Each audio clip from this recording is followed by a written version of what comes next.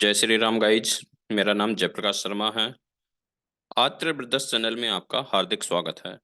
Guys, पिछली video कुंडली कैसे देखें, खुद से कुंडली देखना सीखें पार्ट 18 में हमने मंगल दोष और उसका निदान बताया था।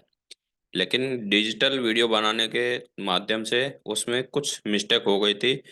आठवें भाव का जो दोष था वो हमने नौवें भाव में शिफ्ट कर दिया था। वो हो गया था डिजिटल माध्यम की वजह से। तो हम उस वीडियो को दोबारा हम रिप्रेजेंट कर रहे हैं।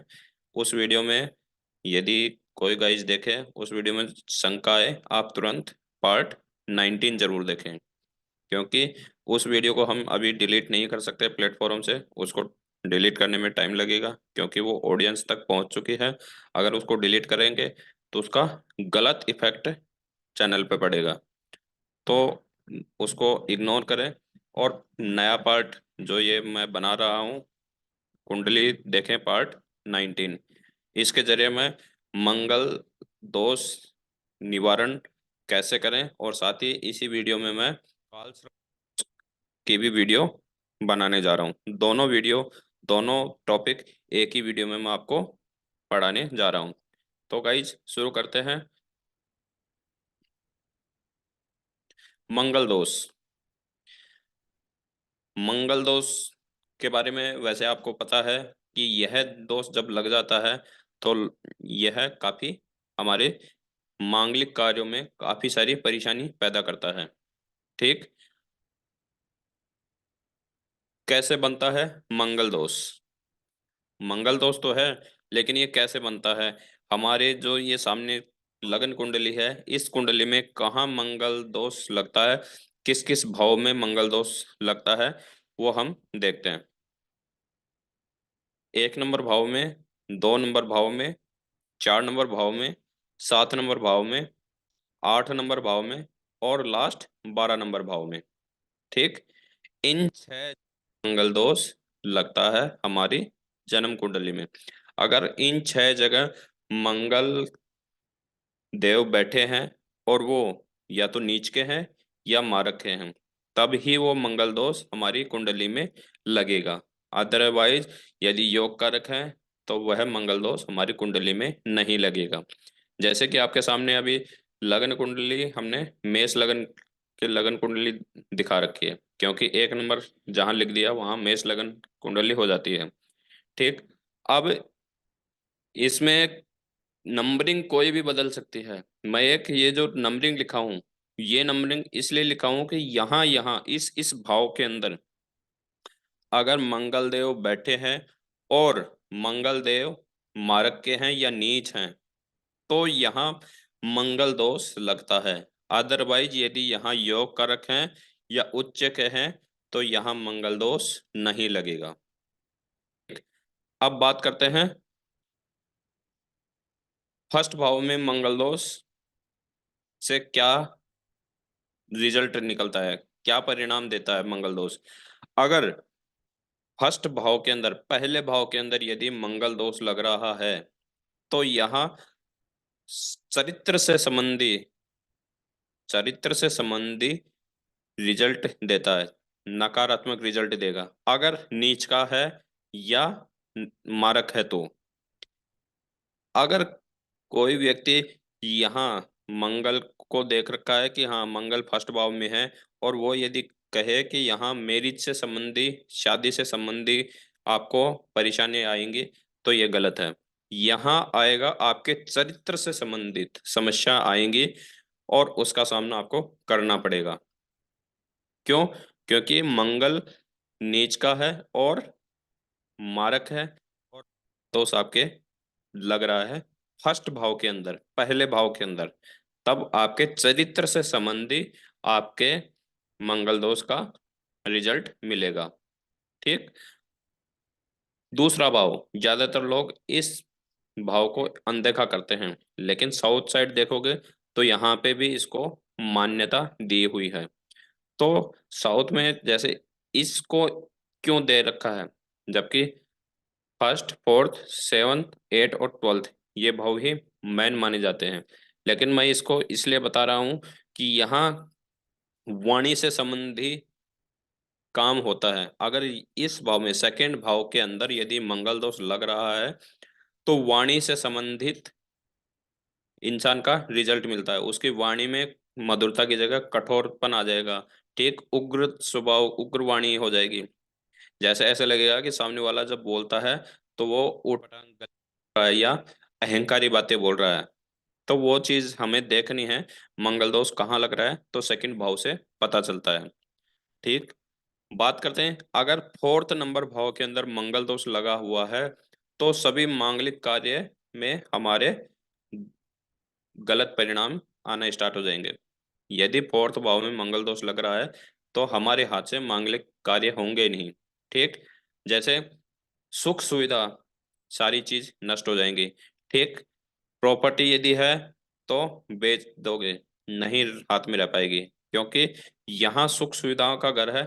यहाँ सुख सुविधा सब हटके यहाँ जितने दुख आपके लाइफ में आ सकते हैं वो सारे आ जाएंगे। ठीक, तो चौथे भाव में जब भी मंगल दोष लगेगा तो आपके जितने सुख सुविधाएं हैं वो सारी नष्ट हो जाएंगी और आपके लाइफ में कलेश ही कलेश स्टार्ट हो जाएगा।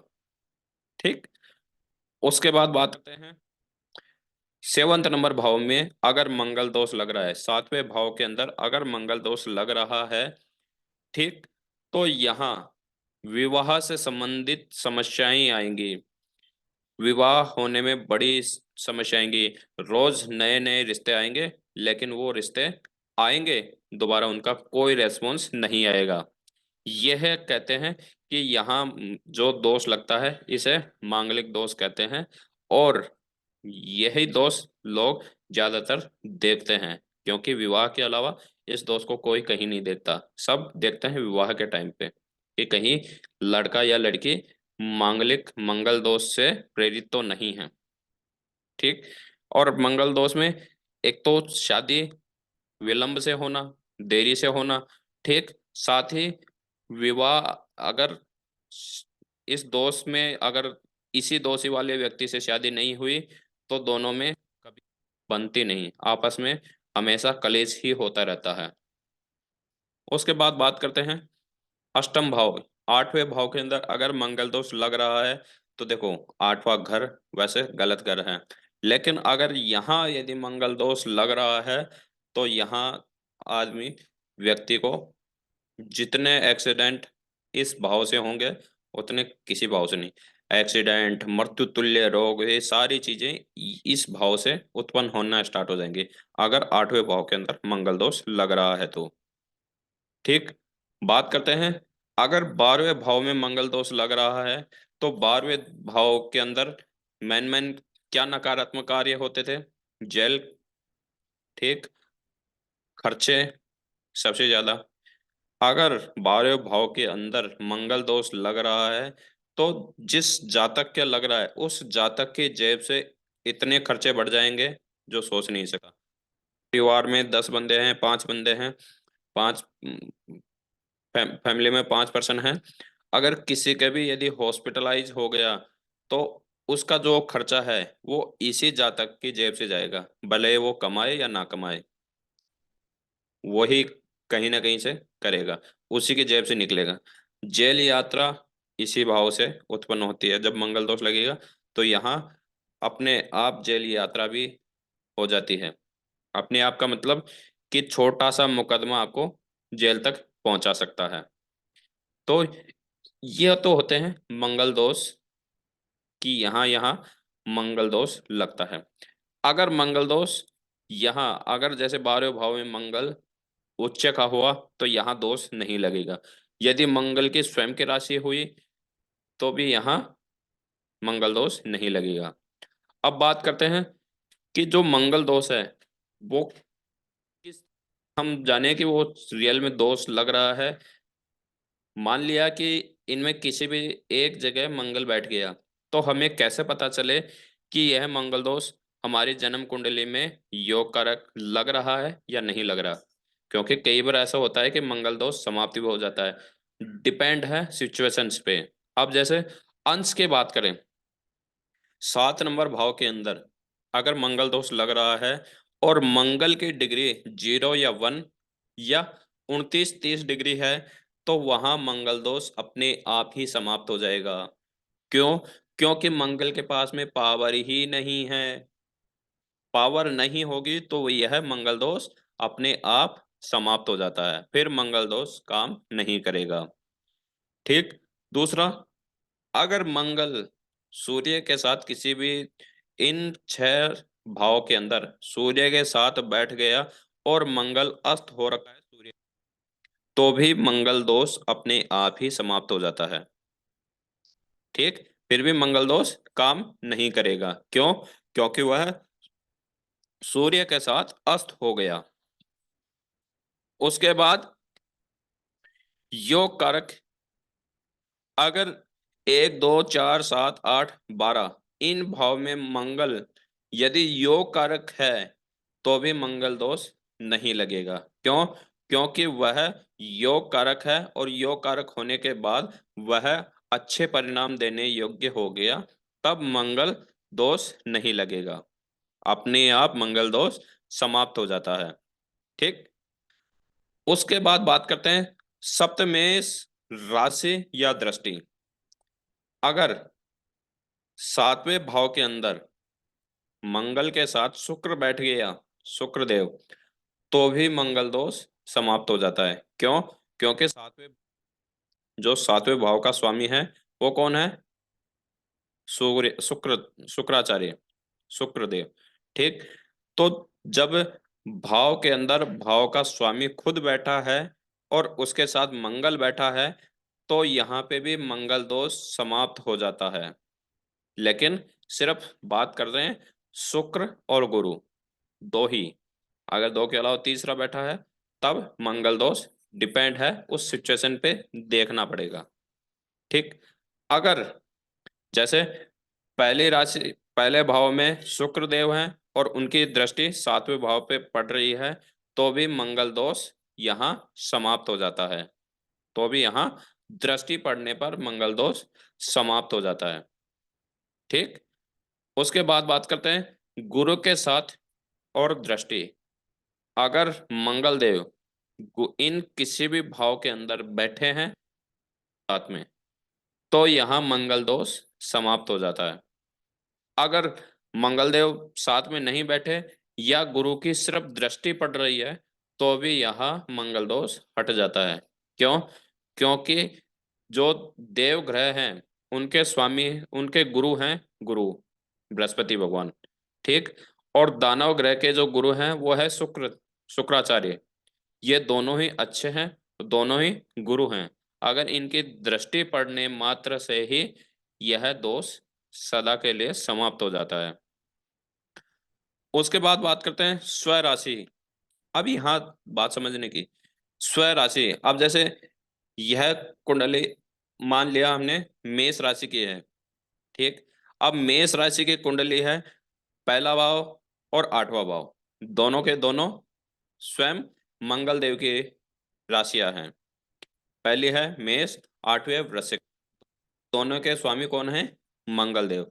अगर स्वयं की राशि में ही बैठे हैं मंगल देव, तो भी यहाँ मंगल दोष नहीं लगेगा।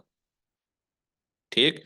डिपेंड है कि वो अपने घर को कभी खराब नहीं करना चाहते। अगर कोई भी ग्रह अपने घर में बैठा है तो वह कभी अपने घर को खराब नहीं करना चाहता। डिपेंड है वो योग कारक है या मारक। ठीक। मारक होगा तो भी वह अपने घर को खराब करने की कोशिश नहीं करेगा। ठीक। उसके बाद बात करते हैं उच्च। अभी जैसे मैंने बताया ना कि अगर इन भाव में 1 2 4 7 8 और 12 इनमें कहीं पे भी यदि मंगल दोष लग रहा है और वहां मंगल देव उच्च के हैं, तो भी मंगल दोष समाप्त हो जाता है हमेशा के लिए। क्योंकि वहां मंगल देव उच्च के हैं, अच्छे परिणाम देने वाले हैं, वहां देंगे, वहां मंगल दोष नहीं लगेगा। ठीक। उसके बाद बात करते हैं गुण। अब ये गुण हमने कभी पढ़ा ही नहीं अभी तक। गुण होता है जब लड़की और लड़के, महिला और पुरुष दोनों का जब विवाह करवाते हैं, तो दोनों की जन्म पत्रिका का जब मिलन करते हैं, मिलान करते हैं, तो उससे जो उत्पन्न होते हैं गुण, वह गुण यदि 27 से ऊपर मिले, 27 प्लस मिले, तो भी यहाँ मंगल दोष समाप्त हो जाता है। अगर 27 से कम है तो यहाँ मंगल दोष लगता है, फिर मंगल दोष का निवारण करना पड़ता है। ठीक। अब मंगल दोष का निवारण कैसे हो? मंगल दोष का निवारण एक ही है, हनुमान जी महाराज की उपासना। मंगलवार को गीता का पाठ करें, लाल वस्त्र दान करें, लाल दाल दान करें। ठीक। या मंगलवार का आप उपवास भी कर सकते हैं, पर कोशिश ये करो कि उपासना सबसे अच्छी है, मंगलवार की उपासना करो। मंगलवार के दिन 11-21 पाठ हनुमान चालीसा के करो, और साथ ही एक पाठ सुंदरकांड का करो। तो यह मंगल दोष आपके जन्म कुंडली में किसी भी स्थान पे हो, उसका परिणाम बंद हो जाएगा, उसका अच्छा परिणाम मिलना आपको शुरू कर देगा। ठीक। इसी के साथ साथ मंगल दोष वाले व्यक्ति को हाथ में सिल्वर जरूर पहनना चाहिए, क्योंकि मंगल दोष वाले व्यक्ति को गुस्सा थोड़ा ज्यादा आता है। तो सिल्वर क्या है, ठंडा वो करता है, गुस्से को तुरंत शांत करता है। ठीक। ये तो हो गया हमारा मंगल दोष का। अब नेक्स्ट टॉपिक हमारा है, वो है काल सर्प दोष। लोग नाम सुनते ही घबरा जाते हैं, और ज्यादातर जैसे किसी ज्योतिषी ने बता दिया कि हाँ जी, आपकी जन्म कुंडली में काल सर्प योग बना हुआ है और इसका दोष लगा हुआ है, तो सामने वाला घबरा जाता है कि काल सर्प दोष, मैं तो अब कोई काम करने योग्य नहीं हूं। लेकिन जैसे ये एग्जाम्पल आप देख लोगे, क्योंकि अभी जो मैं कुंडली बनाऊंगा, वो कुंडली उस सेलिब्रिटीज की है जिसका नाम सुनते ही आपको खुद को अपने आप पर विश्वास हो जाएगा कि अगर ये मेरे ऊपर ये दोष लगा हुआ है, तो मैं कुछ ना कुछ नया करने योग्य हूं। अब बात करते हैं काल सर्प दोष कैसे बनता है। पहले एक सारणी बनाते हैं मेष लगन की। कैसे बनता है दोष? ठीक। कैसे बनता है काल सर्प दोष? गाइज, यहाँ मेन बात आती है राहु और केतु की। अगर राहु केतु के बीच में सभी ग्रह आ जाते हैं, तब काल सर्प दोष लग जाता है। कैसे, देखें।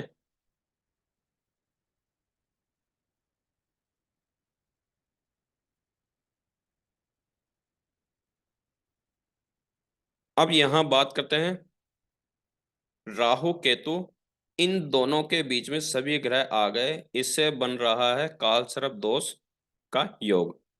लेकिन वो क्यों बन रहा है, वो एक बार देखने योग्य है। और काल सर्प दोष से क्या आपको हानि है, क्या लाभ है, ये भी आपको मैं बताने जा रहा हूं। सबसे पहले कि काल सर्प दोष, काल सर्प जो दोष है वो गलत नहीं है। अगर कोई ज्योतिषी, कोई पंडित सिर्फ अपने पैसे कमाने के चक्कर में यदि आपको कह रहा है कि इसमें आपको हवन करना पड़ेगा, पूजा करनी पड़ेगी, बहुत सारा काम करना पड़ेगा, तो गलत। पहले इस चीज को आप समझो, अगर आपको समझ में आए तो फिर आगे चर्चा करो।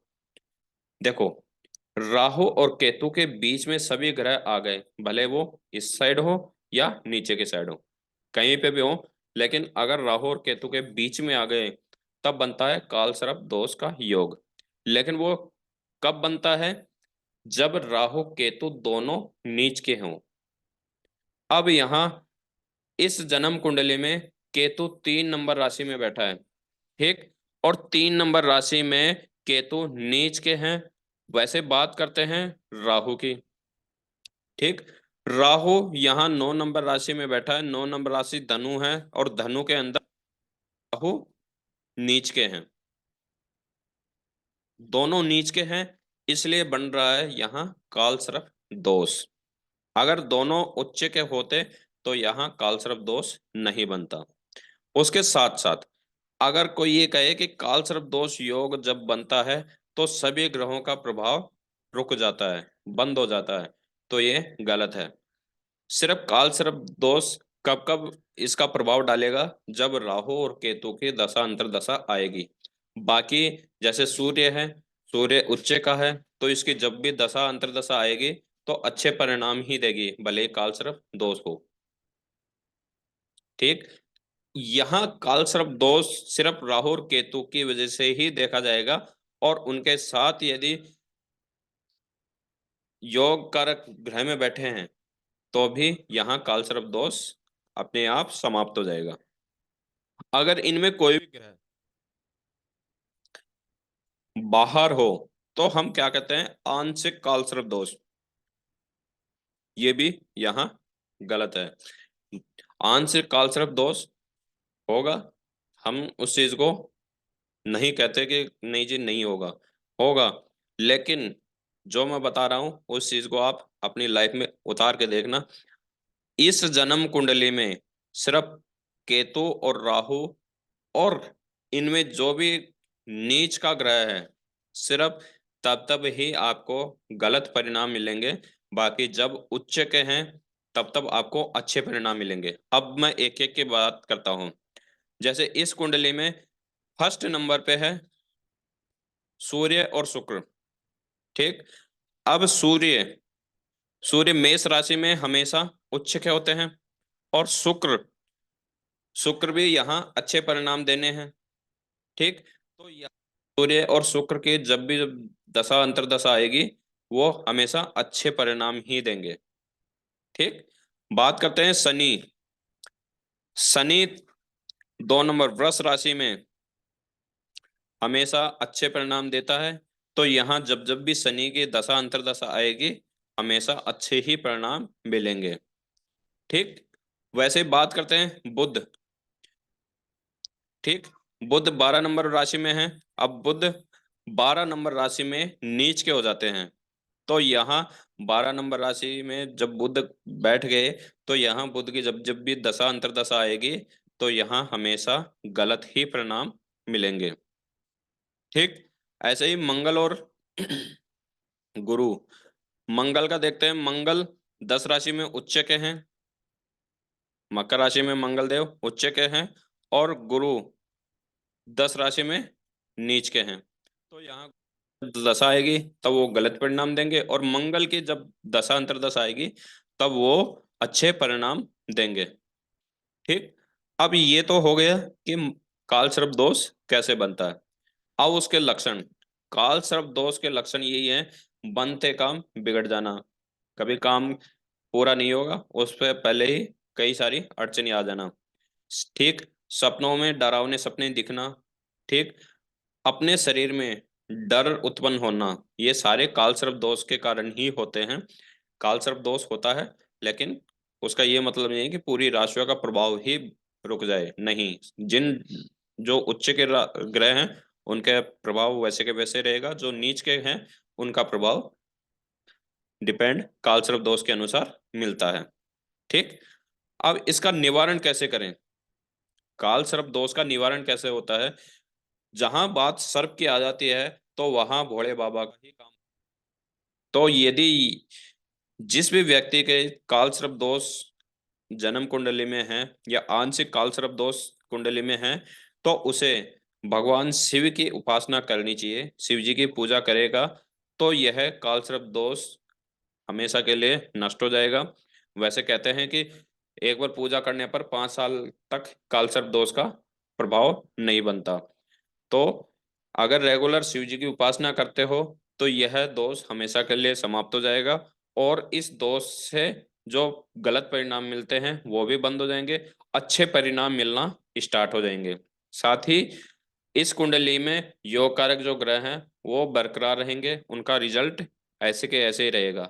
अब ये लगन कुंडली सचिन तेंदुलकर की दिखा रहा हूं। यह कुंडली सचिन तेंदुलकर की है। अब आप देखो कि सचिन तेंदुलकर क्या घर में बैठा है, या वो आज एक सेलिब्रिटीज बन रखा है।